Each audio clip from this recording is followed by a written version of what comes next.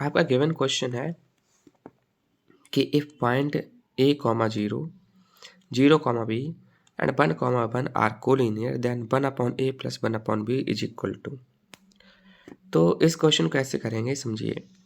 सबसे पहले जब भी कोलिनियर की बात होती है, ठीक है, तो आपको एक चीज़ याद रखना है कि x1/2 - 3 plus x2/3 - y1 plus x3/1 - y2 ये इक्वल होता है किसके? 0 के। ये आपको याद रखना जब भी कोलिनियर की बात होती है, जब भी आपको 3 पॉइंट्स दिए जाते हैं, ठीक है।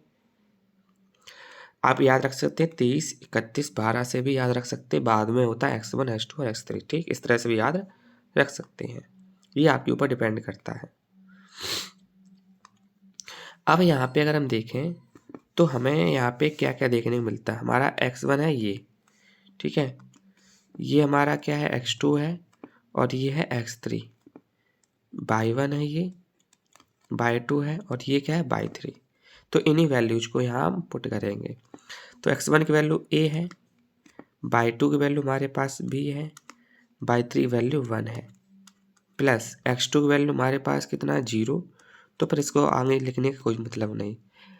x3 की वैल्यू है 1, y1 की वैल्यू हमारे पास 0 और y2 वैल्यू है b और इक्वल में क्या आएगा 0। अब यहाँ मल्टीप्लाई करवा देते हैं तो ab माइनस का a प्लस यहाँ पे सीधा माइनस ही लिख देते हैं, माइनस का b, ठीक है, क्योंकि 0 से तो कुछ मतलब है नहीं निकलने का, तो यहाँ पे हम लिख देंगे सीधा माइनस का b और इक्वल में 0। तो यहाँ लिख सकते हैं ab equal a plus b। अब हम एक काम करेंगे, दोनों साइड में हम ab का डिवाइड करवाएंगे। तो डिवाइडिंग बाई ab, ठीक है, इन बोथ साइड। अब हम जब ab का डिवाइड करवाएंगे तो ab के अपॉन में ab आ जाएगा, ठीक है। तो देखो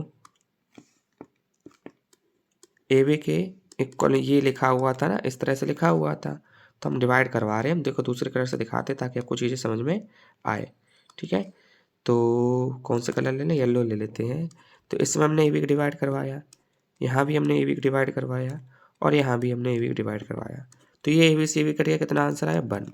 यहाँ a से 8 कट गया तो अपन हमें b बचा, यहाँ v से v क्रॉस हो गया, अपॉन में a बचा।